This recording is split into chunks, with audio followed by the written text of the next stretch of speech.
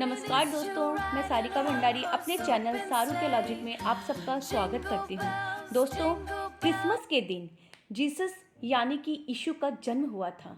उनके जन्मदिन की खुशी में क्रिसमस मनाया जाता है, लेकिन सेंटा के बिना तो क्रिसमस ही अधूरा है, क्योंकि बच्चों के लिए क्रिसमस का मतलब ही सेंटा है। पर क्या हम जानते हैं सेंटा कौन है? कौन है सेंटा जो जीसस के जन्मदिन पर बच्चों और ज़रूरतमंदों को तोहफे बांटते हैं? सेंटा जीसस तो नहीं है, क्योंकि बाइबल में कहीं भी सेंटा का जिक्र नहीं आता है। क्रिसमस का त्योहार जीसस के मृत्यु के कई साल बाद मनाया जाने लगा है। जीसस के जीते जी उनके अनुयायी उनके जन्म को त्योहार के रूप में नहीं मनाते थे। तो दोस्तों, आज मैं अपने वीडियो में यही बताने की कोशिश करूंगी कि कौन है सेंटा। यूं तो इसे लेकर कोई पुख्ता प्रमाण नहीं है, मगर कई पौराणिक कहानियां ज़रूर है।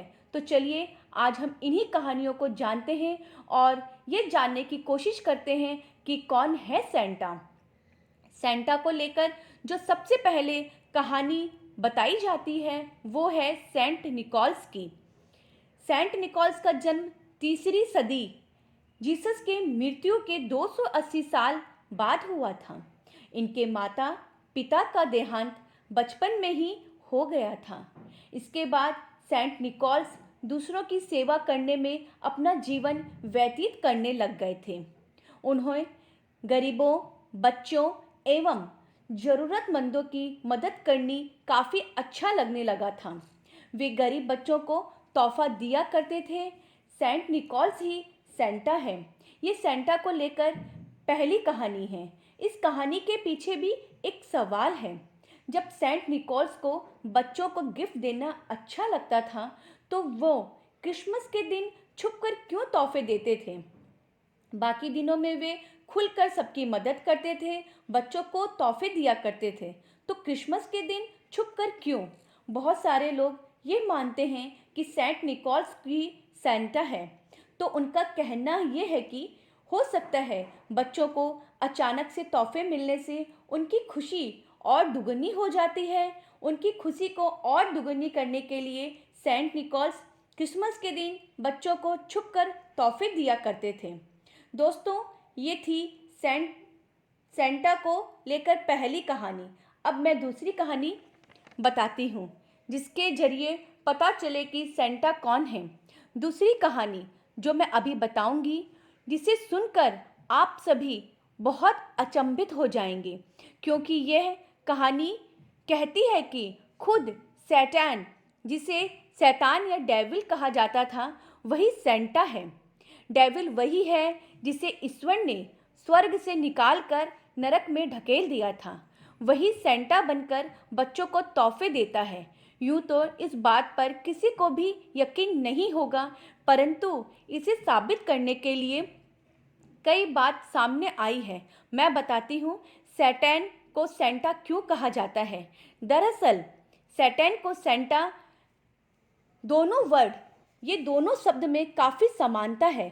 अगर सेंटा वाले लेटर एन को आखिर में ले जाया जाए तो सैटन बन जाता है। दूसरी बात जो सैटन को सेंटा साबित करने के लिए ही जाती है, वह है जो गाना हम क्रिसमस के दिन गाते हैं, जिंगल बेल्स। ताज्जुब की बात यह है कि क्रिसमस के दिन गाया जाने वाला गाना के अंदर जीसस का नाम भी जिक्र नहीं है।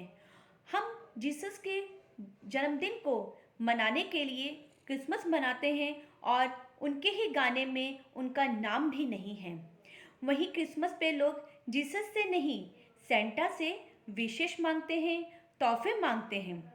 यही डेविल का उद्देश्य था कि लोग जीसस से प्रार्थनाएं ना करें, और बाइबल में भी शैतान को ज़्यादा जगह नहीं दी गई है। सेंटा का नाम भी बाइबल में कहीं नहीं आता है।